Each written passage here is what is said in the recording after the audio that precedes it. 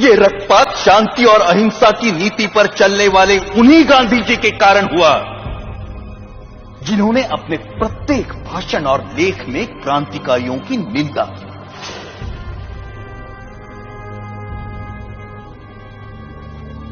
जब गांधी जी के प्रचंड विरोध के बावजूद भी मार्च 1931 के वार्षिक अधिवेशन में कांग्रेस ने भगत सिंह के साहस की प्रशंसा में प्रस्ताव पारित किया, तब गांधी जी अपनी इस पराजय को नहीं भूले और कुछ महीने भीतर जब मुंबई के गवर्नर पर गोली चली तो गांधी जी ने उसका कारण भगत सिंह की प्रशंसा में पारित इस प्रस्ताव को ही बताया। सुभाष चंद्र बोस ने गांधी जी के इस कथन का विरोध किया। परिणाम स्वरूप गांधी जी सुभाष बोस को भी अपना शत्रु समझने लगे। Our struggle is no doubt a non-violent struggle, but even a non-violent struggle demands an army, an organization, and a machinery. और उनका कांग्रेस अध्यक्ष चुने जाने पर गांधी जी ने कहा कि सुभाष की जीत गांधी की हार है। जब तक उन्हें कांग्रेस अध्यक्ष की गद्दी से नहीं उतारा गया तब तक उनका क्रोध शांत नहीं हुआ। जो लोग कहते हैं कि मात्र गांधी जी के परिश्रम से हमें आजादी मिली, वो एक झूठा इतिहास लिखना चाहते हैं। जब तक देशभक्त क्रांतिकारियों के बलिदान को अंधेरे में रखा जाएगा तब तक हमारी आने वाली पीढ़ियां इतिहास के सवेरे से वंचित रहेंगी। Order order.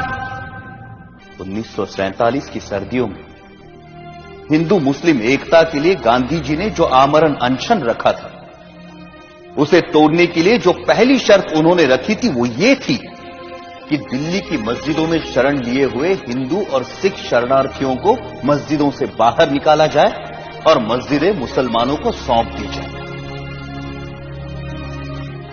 सरकार गांधी के अनशन के सामने घुटने टेकने पर मजबूर हुई और जिस दिन गांधी जी ने अनशन तोड़ा उस दिन वर्षा भी हो रही थी। उस असाधारण सर्दी में अच्छे घरों में रहने वाले लोग भी कांप रहे थे, परंतु उन निराश्रितों के ठिठुरते हुए कुटुंब के कुटुंब मस्जिदों से बलपूर्वक बाहर निकाले गए। जिस दिन यह घटना घटी संयोगवश मैं दिल्ली में ही था। मैंने अपनी आंखों से गांधी जी की जिद को पूरा होते हुए देखा। कड़ाके की सर्दी और वर्षा में कपकपाते हुए वो लोग बिरला हाउस पहुंचे। वहां उन्होंने नारे लगाए, गांधी जी हमें शरण दो, गांधी जी हमें शरण दो। परंतु उस भव्य भवन में रह रहे गांधी जी तक उन निराश्रितों की पुकार नहीं पहुंची। ये मर्मस्पर्शी दृश्य जिसे देखकर कठोर से कठोर मनुष्य का हृदय भी द्रवित हो जाए, मैंने स्वयं अपनी आंखों से देखा है। क्या उन निराश्रितों ने अपनी मर्जी से उन मस्जिदों में डेरे डाले थे? क्या गांधी जी को उन विषम परिस्थितियों की कल्पना नहीं थी जिनसे बाध्य होकर वो बदनसीब उन मस्जिदों में शरण लेने को मजबूर हुए थे? यदि उन मस्जिदों को खाली कराया जाना उचित था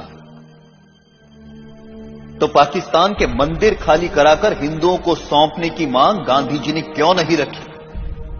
यदि वो ऐसा करते तभी यह सिद्ध होता कि गांधी जी निष्पक्षता से हिंदू मुस्लिम एकता के इच्छुक थे। परंतु गांधी जी ने पाकिस्तान और वहां के मुसलमानों के सामने अपना अनशन खोलने के लिए एक भी शर्त नहीं रखी, क्योंकि अपने अनुभव से उन्हें मालूम था कि उनके अनशन का जिन्ना और उनके अनुयायियों पर कोई असर नहीं पड़ता।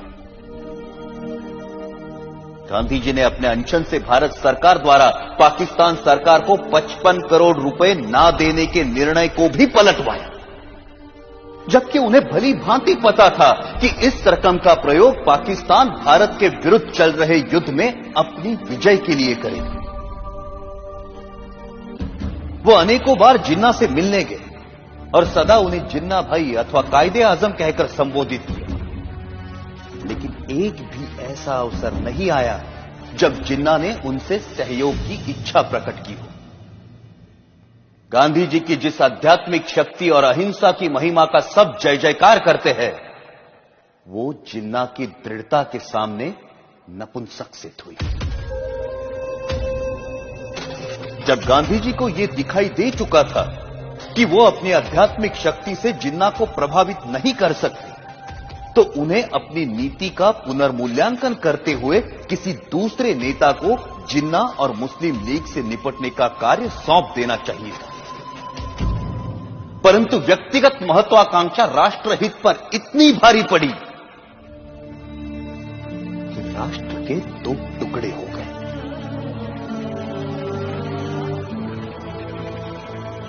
हमारे त्यागी और दूरदर्शी नेताओं ने संपूर्ण भारत की स्वाधीनता के लिए स्वतंत्रता संग्राम में भाग लिया था, परंतु देश के विभाजन से वो संयुक्त राष्ट्रीय प्रयास विफल हो गए। जिन देशभक्त क्रांतिकारियों ने हंसते हंसते फांसी के फंदों को गले से लगाया था, आजीवन कारावास अथवा देश से निर्वासित होने की यातनाएं भोगी थी, क्या उन्होंने इसी विभाजित देश के लिए अपने जीवन दांव पर लगाए थे?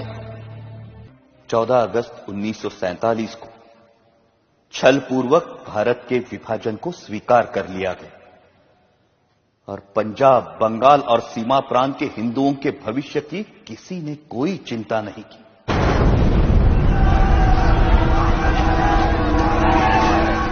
करोड़ों हिंदुओं को मुसलमानों की दया पर छोड़कर गांधी जी कहते रहे कि हिंदुओं को पाकिस्तान छोड़कर भारत पलायन नहीं करना चाहिए। प्रतिदिन हजारों हिंदू पुरुषों का संहार और हजारों हिंदू स्त्रियों की अवमानना होती रही, परंतु उनकी सुरक्षा के लिए भारत सरकार द्वारा पाकिस्तान सरकार पर किसी प्रकार का कोई दबाव नहीं डाला गया।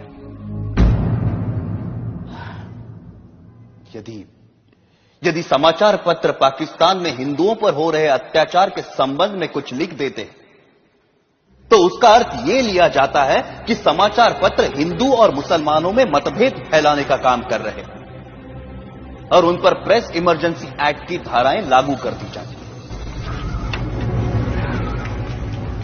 पाकिस्तान में हिंदुओं पर हो रहे अत्याचारों के विषय में गांधी जी ने कभी एक शब्द भी नहीं कहा।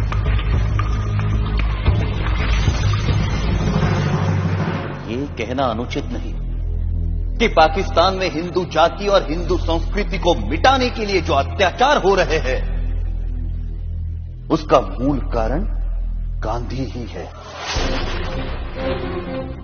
यदि भारत की राजनीति को भली भांति संभाला जाता तो ऐसा संघार जिसका उदाहरण इतिहास में कहीं नहीं मिलता, कभी भी घटित न हुआ होता।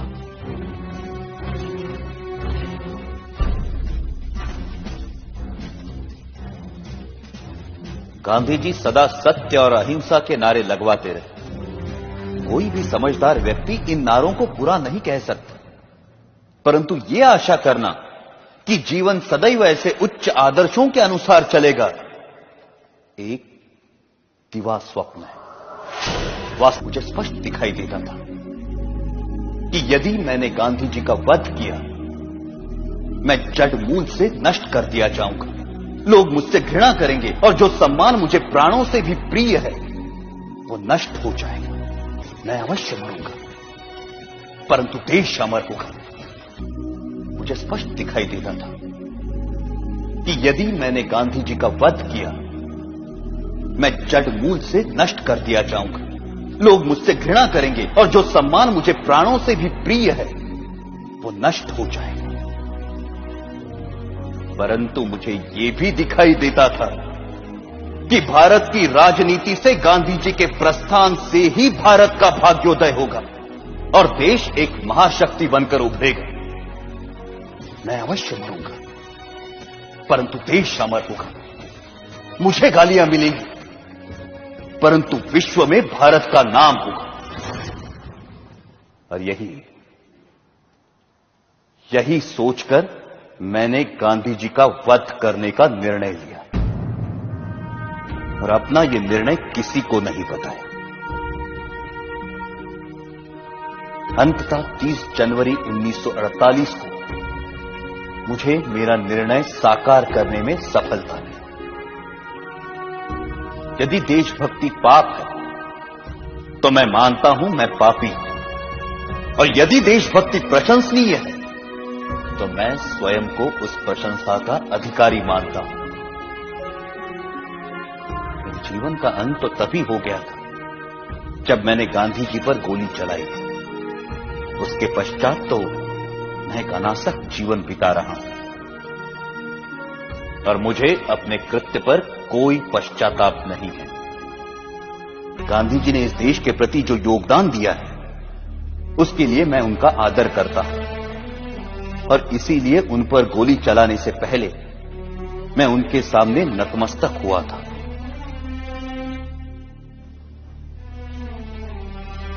मेरी ना किसी से कोई दुश्मनी है और ना किसी के प्रति कोई दुर्भावना। आप मेरे बयान को जिस प्रकार देखना चाहे देखिए, और अपनी भावना के वशीभूत जो कार्य मैंने किया है उसका जो दंड मुझे देना चाहे देखिए।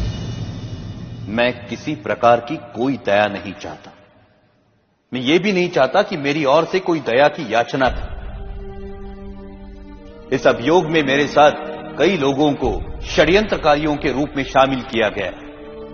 इस बारे में मैं पहले भी कह चुका हूं कि इस कार्य में मेरा कोई साथी नहीं है, और केवल मैं ही इसका उत्तरदायी हूं। अंत में मैं ये कहना चाहता हूं कि जो वक्तव्य मैंने दिया है वो सत्य और शुद्ध है। इसमें प्रस्तुत प्रत्येक बात संदर्भ ग्रंथों को देखकर तैयार की गई है।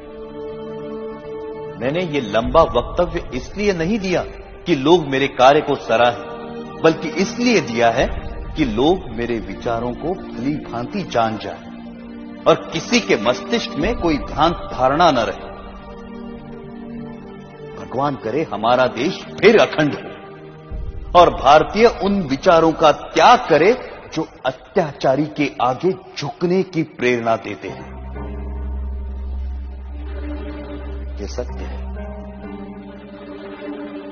कि मैंने सैकड़ों लोगों के बीच दिन के समय गांधी जी पर गोलियां चलाई, परंतु मैंने भागने का प्रयत्न नहीं किया और ना ही स्वयं पर गोली चलाई।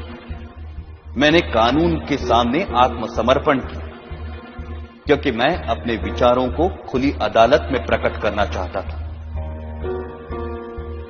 आलोचनाओं के बावजूद मैंने जो कृत्य किया है उसके नैतिक पक्ष पर मेरी आत्मा कभी भी विचलित नहीं हुई, और मुझे किंचित भी संदेह नहीं कि सच्चाई और ईमानदारी से इतिहास के इस अध्याय को जब इतिहासकार लिखेंगे तो वो मेरे कार्यों और उसके परिणाम का सही मूल्यांकन करेंगे।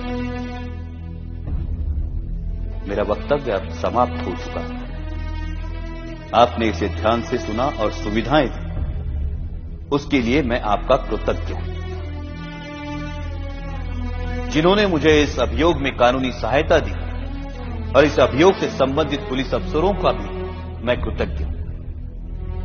जेल के अफसरों को भी सद्व्यवहार के लिए धन्यवाद। अखंड भारत